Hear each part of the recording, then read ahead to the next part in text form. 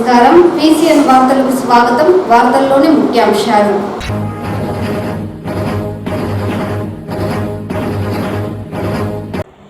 వన్యకుల క్షత్రియ కులస్తుల అభివృద్ధికి శక్తి వంచన లేకుండా కృషి చేస్తా జిల్లా టీడీపీ అధ్యక్షులు సిఆర్ రాజన్.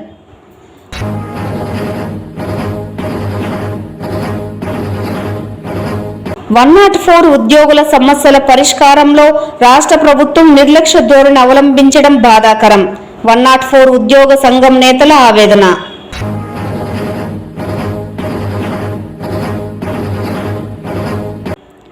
స్కూల్ ప్లస్ కళాశాలలో అన్ని సౌకర్యాలను ప్రభుత్వం కల్పించడంతో పాటు సమస్యల పరిష్కారానికి కృషి చేయాలి.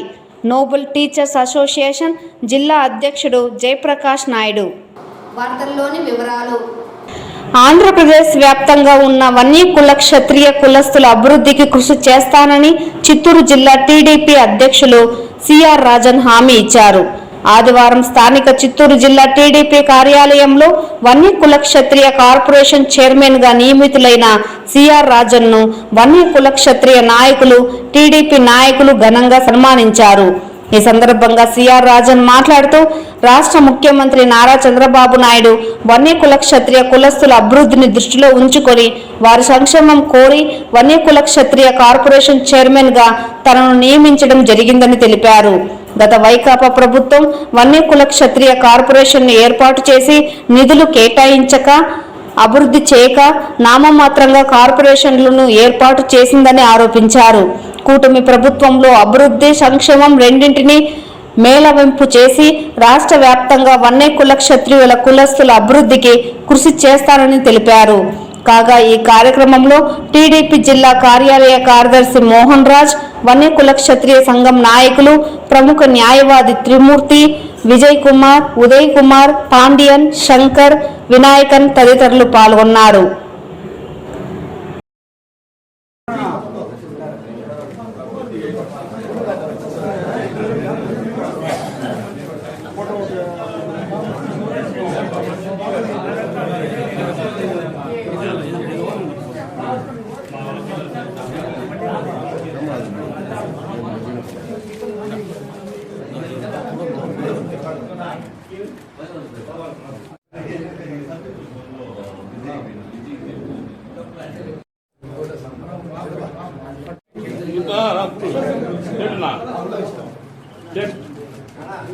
ఇప్పుడు బాగా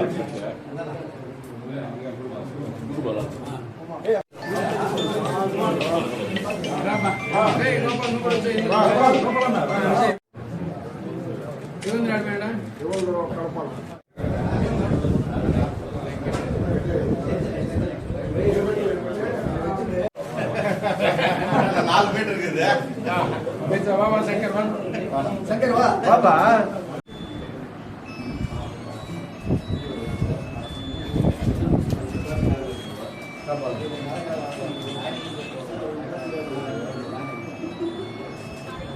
చాలా శుభదినం.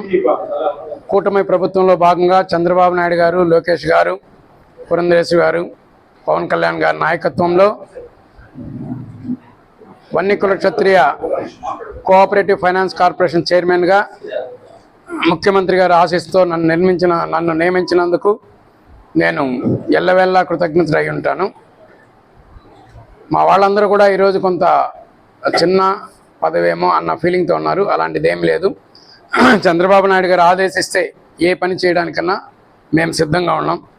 ఈరోజు నాతో పాటు మా కమ్యూనిటీ అంతా కూడా 90% మంది ఈరోజు చంద్రబాబు నాయుడు పక్షాన ఉన్నారు. దీన్ని కూడా 100% చేయడానికి ప్రయత్నిస్తాం. ఎవరికి లేని విధంగా ఈరోజు మా కోసం కోఆపరేటివ్ ఫైనాన్స్ కార్పొరేషన్ చేసినందుకు ముఖ్యమంత్రి గారికి నా యొక్క ధన్యవాదాలు. మన వాళ్ళందరూ కూడా వన్యకుల క్షత్రియులందరూ నా విజ్ఞప్తి ఏంటంటే, మన వాళ్ళందరూ కూడా ఆర్థికంగా ఎదగడానికి, మనం నిలబడడానికి చంద్రబాబు నాయుడు గారు ఈ స్కీమ్, ఈ సొసైటీని ఈరోజు ఏర్పాటు చేయడం జరిగింది. భవిష్యత్తు మనకు చంద్రబాబు నాయుడు గారితో ఉంటే చాలా బాగుంటుందనడానికి ఇది ఒక నిదర్శనం. ఇప్పటికి కూడా ఎవరన్నా అదర్ పార్టీలో ఉంటే కూడా అందరూ కూడా చంద్రబాబు నాయుడు నాయకత్వాన్ని బలపరిచి మీరందరూ కూడా తెలుగుదేశం పార్టీలో చేరి లోకేష్ బాబు గారిని, అలాగే పవన్ కళ్యాణ్ గారిని, పురంధేశ్వరి మేడం, ఈ కూటమి ప్రభుత్వాన్ని అందరూ కూడా మీరు బలపరచాలని కోరుకుంటున్నా. ఇప్పుడే చూశారు అభివృద్ధి పథంలో చంద్రబాబు నాయుడు గారు రాష్ట్రాన్ని ఎలా తీసుకెళ్తున్నారు. గత 5 ఏళ్ళలో భయంగా బతికారు జనాలందరూ కూడా. అలాంటిది ఏమీ లేకుండా ఈరోజు వైఎస్ఆర్సీపీ వాళ్ళు కూడా గుండె మీద చేసుకుని నిద్రపోయే విధంగా ప్రశాంతమైన వాతావరణాన్ని చంద్రబాబు నాయుడు గారు కల్పించారు. కాబట్టి ఆయనకి ఎప్పుడు ప్రజలందరూ రుణపడి ఉంటారు. ఈరోజు మేము ముఖ్యంగా వన్యకుల క్షత్రులందరం కూడా ఈరోజు రాష్ట్ర వ్యాప్తంగా ఆయనకు రుణపడి ఉన్నాం. దీని ముఖ్య ఉద్దేశం ఏంటంటే ఈ కమ్యూనిటీని ఆర్థికంగా బలపరచడం, అందరినీ కూడా ఆర్థికంగా మంచి స్థాయికి తీసుకెళ్ళడం ఈ కార్పొరేషన్ యొక్క ముఖ్య ఉద్దేశం. కాబట్టి ఆ దిశలో పయనించి ఆయన ఆశయాలకి ఆయన నియమించిన నియమాలకు అనుగుణంగా నడుచుకుంటానని, తద్వారా కమ్యూనిటీని ముందుకు తీసుకెళ్తానని తెలియజేసుకుంటున్నా. Thank you. జై హింద్, జై తెలుగుదేశం, జై చంద్రబాబు నాయుడు, జై నారా లోకేష్.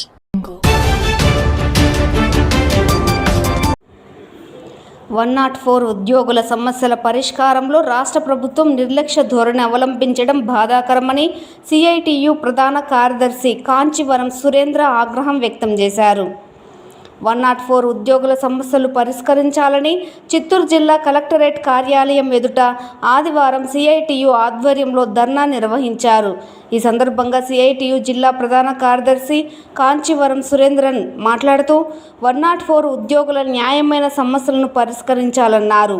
సుప్రీంకోర్టు తీర్పును అనుసరించి సమాన పనికి సమాన వేతనం 26,000 అమలు చేయాలన్నారు. గ్రామీణ ప్రాంతాలలో పేద ప్రజలకు వైద్య సేవలు అందించే 104 ఉద్యోగుల సమస్యలను తక్షణం పరిష్కరించాలని డిమాండ్ చేశారు. లేని పక్షంలో సిఐటియు ఆధ్వర్యంలో ఆందోళన కార్యక్రమాలను చేపడతామని హెచ్చరించారు. ఈ కార్యక్రమంలో జిల్లా వ్యాప్తంగా ఉన్న డ్రైవర్లు, డిఈఓలు, సిబ్బంది పాల్గొన్నారు. ప్రభుత్వం ఇప్పటికైనా ఆలోచించి 104 వర్కర్స్ ఉద్యోగస్తుల సమస్య మీద ఆలోచన చేయాల్సిన అవసరం ఉంది. ఈరోజు బడ్జెట్ సంబంధించి కథలు చెప్తూ ఉంటారు. కథలు చెప్పకుండా ఏదైతే ఆరోగ్య రంగాన్ని ప్రధానంగా ఒకప్పుడు రాజశేఖర రెడ్డి గారి పీరియడ్లో 104 కానీ 108 కానీ బ్రహ్మాండంగా నడిపిన పరిస్థితి ఉంది. ఆ రకమైన మంచి పేరు తేవాలంటే గవర్నమెంట్ కూడా 104 ఎంప్లాయీస్ సమస్యల్ని వెంటనే పరిష్కారం చేయాలి. ఈ కనీస వేతనాల అమలు అనేది చాలా కీలకమైంది. ఈరోజు ధరలు విపరీతంగా పెరిగిపోతున్నది మీకు తెలుసు. ఈరోజు ధరలు కంట్రోల్ పెట్టలేని పరిస్థితి ప్రభుత్వాలకే ఉన్నది. ధరలు కంట్రోల్ అయినా చేయండి, లేదంటే కనీస వేతనాలను మాకు పెంచండి. ఈ కనీస వేతనాలు ఇవ్వకపోతే కనీస వేతనాలు సుప్రీంకోర్టు చెప్పిన ప్రకారం 26,000 ఇవ్వాలి. ఈ రోజు ఇస్తూ ఉండేది కనీసం మీరు 12,000 13,000 అంటే ఏ రకంగా బతకగలుగుతారు ఉద్యోగస్తులు? కాబట్టి మేము సిఐటిగా ప్రశ్నిస్తున్నాం, ఖచ్చితంగా కనీస వేతనాలు పెంచాలి. సుప్రీంకోర్టు తీర్పు ప్రకారం 26,000 ఇవ్వాలి. అలాగే ఈరోజు వైద్య రంగం కీలకమైంది. ఈరోజు గ్రామీణ ప్రాంతాల్లో సర్వీస్ చేస్తున్నాం. ఆరోగ్య రంగాన్ని చాలా కీలకమైన 104 రంగం. ఆ రంగానికి సరైన సరైన అవుట్పుట్ రావాలంటే, రిజల్ట్ రావాలంటే ఖచ్చితంగా మీరు ఆ వెహికల్స్ ఇవ్వడం కానీ, మెడిసిన్స్ ఇవ్వడం కానీ, సహాయం చేయడం కానీ అవి చేయకుండా ఏదో మేము చూస్తున్నామంటే లాభం లేదు. కాబట్టి ప్రేక్షక పాత్ర వహించవద్దని మేము ముఖ్యమంత్రి గారిని కోరుతున్నాం. అలాగే ఇక్కడ కలెక్టరేట్ వద్ద కలెక్టర్ గారిని కూడా మేము రిక్వెస్ట్ చేసేది ఏమంటే, మేము 104 ఎంప్లాయీస్ యూనియన్ సంబంధించి అనేక రకాల ఇష్యూస్ ఉంది, మేము డైరెక్ట్గా పర్సనల్ కలుస్తాం. ఆయన కూడా మా పట్ల సానుకూలంగా వచ్చాల్సింది విజ్ఞప్తి చేస్తాం. సర్వీస్ అనేది నిర్వహించవచ్చు. నెక్స్ట్ ఇప్పటిదాకా పెండింగ్ ఉన్న వేతనాలన్నీ యాజమాన్యం వెంటనే చెల్లించాలి. 2020 జూలై 1వ తేదీ నుంచి జాయిన్ అయిన వాళ్ళకి ఉద్యోగ భద్రత కల్పిస్తూ జీవో నెంబర్ 7 ప్రకారం వేతనాలను చెల్లించాలి. నెక్స్ట్ వచ్చి పిఎఫ్ఈఎస్ఐల్ని ముందు బకాయి ఉన్న వాటిని కూడా చెల్లించాలి సక్రమంగా. యాజమాన్యంది ఎంప్లాయీది రెండు కలిపి యాజమాన్యమే చెల్లించాలని కోరుతున్నాను. డిఎస్సి ఆర్ఓఆర్ ద్వారా మొత్తం డ్రైవర్లందరినీ 326 మంది డ్రైవర్లని వివిధ ఆరోగ్య శాఖ కేంద్రాల్లో కాంట్రాక్ట్ పద్ధతిలో నియమించాలని, ఆర్ఓఆర్ డిఎస్సి ద్వారా 74 మంది డ్రైవర్లను స్లాబ్ సిస్టమ్ అమలు పరచాలని కోరుతున్నాము.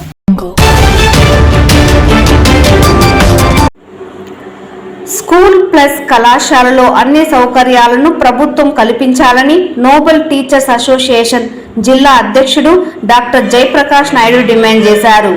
ఆదివారం స్థానిక మండల కేంద్రంలో పీజీటీ ఉపాధ్యాయులు సమావేశం నిర్వహించారు.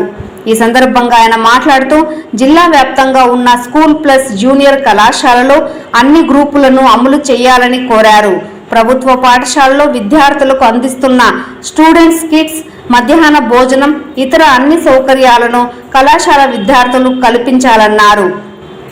డ్రాప్అవుట్స్ ను తగ్గించడానికి, కళాశాల బలోపేతానికి కో ఎడ్యుకేషన్ ఏర్పాటు చేయాలన్నారు.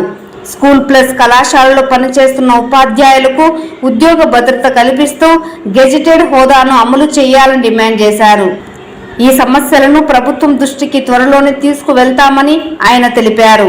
ఈ సమావేశంలో దామోదర్ రెడ్డి, వెంకటేష్, సోమశేఖర్, చాంద్ బాషా, చంద్రశేఖర్, మధు, దామోదర్ నాయుడు, సతీష్ కుమార్, మహేష్ తదితరులు పాల్గొన్నారు.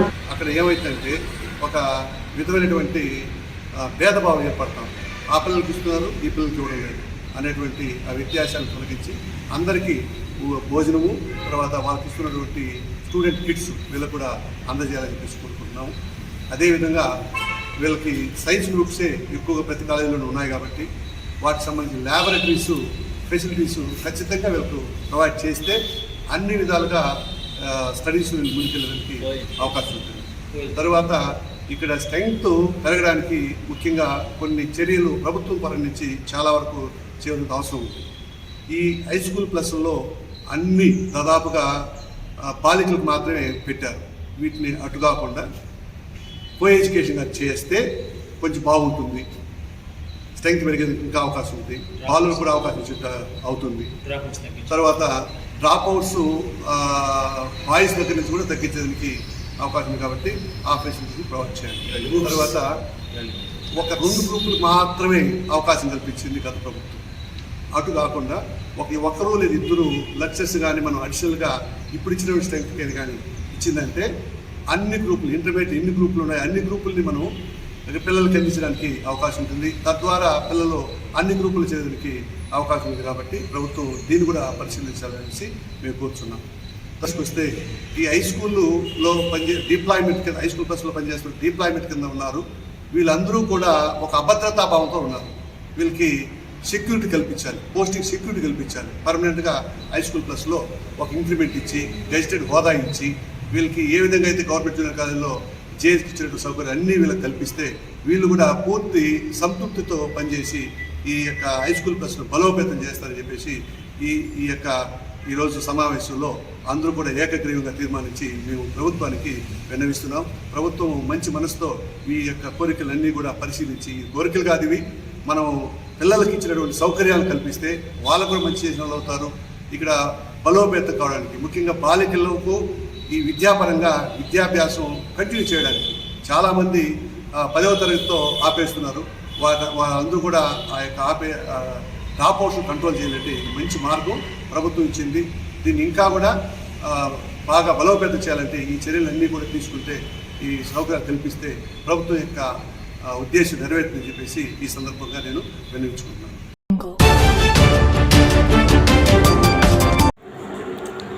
కేంద్ర రాష్ట్ర ప్రభుత్వాలు అనుసరిస్తున్న ప్రజా, కార్మిక, రైతు వ్యతిరేక విధానాలపై పోరాటానికి సన్నద్ధం కావాలని ఏఐటియుసి జిల్లా గౌరవ అధ్యక్షులు నాగరాజు, రైతు సంఘం రాష్ట్ర ఉపాధ్యక్షులు కాటమయ్య, సిఐటియు జిల్లా ప్రధాన కార్యదర్శి కాంచీవరం సురేంద్ర పిలుపునిచ్చారు. ఆదివారం చిత్తూరు నగరంలోని ఎస్టియు కార్యాలయంలో సన్నాహక కమిటీ సమావేశాన్ని నిర్వహించారు. ఈ సందర్భంగా వారు మీడియాతో మాట్లాడుతూ ఈ నెల 11వ తేదీ నుంచి కేంద్ర రాష్ట్ర ప్రభుత్వాలు చేపడుతున్న ప్రజా, కార్మిక, రైతు వ్యతిరేక విధానాలపై పోరాటానికి కార్యాచరణ సిద్ధం చేస్తున్నామన్నారు. 26వ తేదీ దేశవ్యాప్తంగా ప్రతి జిల్లాలో ధర్నా నిర్వహిస్తామన్నారు. ఇందులో భాగంగా రైతు సంఘం, భవన నిర్మాణ కార్మిక సంఘం, ఆంధ్రప్రదేశ్ మహిళా సమాఖ్య, జానపద కళాకారుల సంఘం, దళిత హక్కుల పోరాట సమితి, అఖిల భారత విద్యార్థి సమైక్యలు కలిసి సన్నాహక కమిటీగా ఏర్పడుతున్నామన్నారు. పోరాటానికి కావాల్సిన అంశాలపై ఈ సమావేశంలో సుదీర్ఘంగా చర్చించామన్నారు. ఈ కార్యక్రమంలో నాయకులు రమాదేవి, జమీలాబి, లతారెడ్డి, దాసరి చంద్ర, విజయ్ గౌరి, కోమల, రోజా, దామోదరం, రఘు, మురళి తదితరులు పాల్గొన్నారు. రైతు వ్యతిరేక, కార్మిక వ్యతిరేక, ఉద్యోగ వ్యతిరేక, కష్టజీవుల వ్యతిరేక విధానాలు కొనసాగించడం జరుగుతూ ఉంది. అంతేకాకుండా దేశంలో ఉన్నటువంటి కోట్లాది మంది యొక్క ప్రయోజనాలు పక్కన పెట్టి కేవలం కార్పొరేట్ శక్తుల అనుకూల వైఖరి అవలంబించడం జరుగుతుంది. నరేంద్ర మోడీ వచ్చిన తర్వాత ఈ యొక్క కార్పొరేట్ శక్తుల యొక్క సంపద 100 రెట్లు ఎక్కువ పెరిగిపోయింది. కానీ కష్టజీవులకి, రైతులకి, కార్మికులకి కనీస అవసరాలు కూడా తీరనటువంటి పరిస్థితుల్లో నలిగిపోవడం జరుగుతుంది. భారతదేశంలో ఈవేళ జనాభా ప్రపంచంలో అత్యధిక జనాభా కలిగినటువంటి దేశంగా చరిత్రకెక్కింది. గతంలో చైనా మనకంటే జనాభాలో ముందుండేది.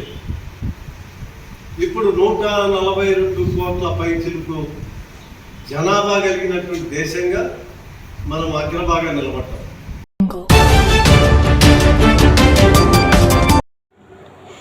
పద్మావతి అమ్మవారి వార్షిక బ్రహ్మోత్సవాలను పురస్కరించుకొని అమ్మవారికి సమర్పించే శ్రీవారి సారె ట్రయల్ రన్ టీటీడీ అధికారులు నిర్వహించారు. అమ్మవారి వార్షిక బ్రహ్మోత్సవాలు నవంబర్ 28వ తేదీ నుండి డిసెంబర్ 6వ తేదీ వరకు జరగనున్నాయి. ఇప్పటికే టీటీడీ అధికారులు పటిష్ట ప్రణాళికతో బ్రహ్మోత్సవాలు విజయవంతం చేయడానికి ప్రణాళికలను రూపొందించారు. అందులో భాగంగా అమ్మవారి బ్రహ్మోత్సవాలలో చివరి ఘట్టమైన పంచమి తీర్థాన్ని పురస్కరించుకొని ఏటా శ్రీవారి ఆలయం నుండి అమ్మవారికి సారె రావడం ఆనవాయితీగా వస్తోంది. ముఖ్యంగా పంచమి తీర్థానికి లక్షలాది భక్తులు వస్తారని టీటీడీ అధికారులు అంచనా. శ్రీవారి సారెను ఏనుగుల మీద అమ్మవారి పసుపు మండపానికి తీసుకొని వస్తారు. ఆదివారం ఉదయం సారెను ట్రయల్ రన్ నిర్వహించారు. ఈ ట్రయల్ రన్ తిరుపతిలో కోమలి సత్రం నుండి సారె ఊరేగింపు మొదలైంది. అక్కడి నుండి ఏనుగుపై సారెను ఊరేగింపుగా తీసుకొచ్చారు. ముందుగా శ్రీ కోదండ రామాలయం, చిన్న బజారు వీధి, పాత హుజూర్ ఆఫీస్, శ్రీ గోవిందరాజస్వామివారి ఆలయం, శ్రీ ఆంజనేయ స్వామివారి ఆలయం, బండ్ల వీధి, RTC bus stand, Padmavathipuram, market yard, Shilparamam మీదుగా తిరుచానూరులోని పసుపు మండపం వద్దకు చేరుకున్నారు. అక్కడి నుండి శ్రీ పద్మావతి అమ్మవారి ఆలయం వద్దకు చేరుకొని మాడ వీధుల గుండా పుష్కరిణి వద్ద గల మండపానికి సారెను వేచేంపు చేశారు. ఈ ఊరేగింపు కార్యక్రమంలో ఆలయ deputy EO Govindarajan, AVSO Satish Kumar, Tiruchanur CI Sunil Kumar, ఇతర అధికారులు పాల్గొన్నారు.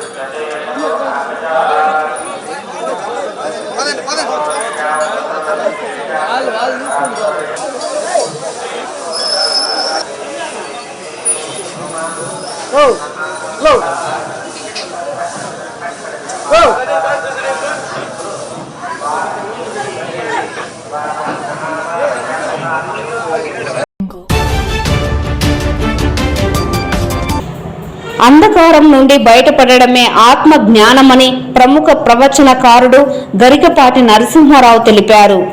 శనివారం రాత్రి 8 నుండి 10:30 వరకు చిత్తూరు నాగయ్య కళాక్షేత్రంలో 2వ రోజు యోగ వశిష్టం ప్రవచన కార్యక్రమాన్ని నిర్వహించారు.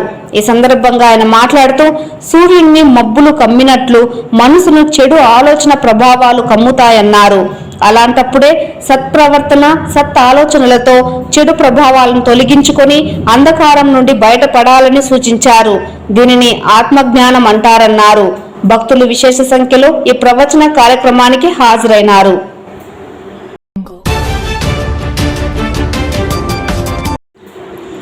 తిరుమల శ్రీవారిని ఈరోజు ఉదయం విఐపి విరామ సమయంలో పలువురు ప్రముఖులు దర్శించుకున్నారు. స్వామివారిని దర్శించుకున్న వారిలో ఏపీ మంత్రి Kolusu Parthasarathy, parliamentary finance committee chairman బాతృహరియం, తెలంగాణ ఎమ్మెల్యే ప్రకాష్ గౌడ్ వేరువేరుగా స్వామివారి సేవలో పాల్గొని మొక్కులు చెల్లించుకున్నారు. శ్రీవారి దర్శనార్థం తిరుమలకు విచ్చేసిన వీరికి ఆలయ అధికారులు స్వాగతం పలికి దర్శన ఏర్పాట్లు చేశారు. అనంతరం రంగనాథ మండపంలో వేద పండితులు వేద ఆశీర్వచనం చేసి స్వామివారి తీర్థ ప్రసాదాలను అందజేశారు.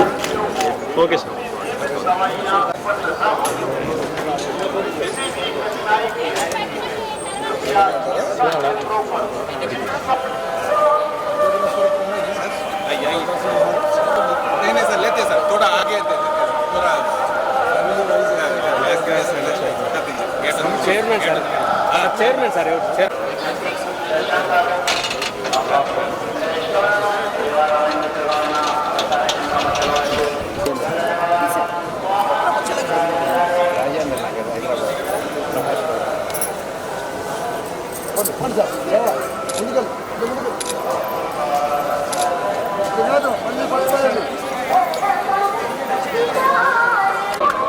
Parliament Standing Committee on Finance visited the famous Tirupati temple here and had a very good darshan of Lord Venkateswara. Some members have come with their family, and the devotion in which the priests are worshipping the Lord and the manner in which large crowd are being attended to, that is something very unique and can be also done in other Hindu temples of our country. And I have been coming to this temple on very many occasions, and it is certainly a privilege to get the darshan of Lord Venkateswara at the Tirumala. Thank you. Dhanyavad. ఈ వార్తలు ఇంతటితో సమాప్తం. నమస్కారం.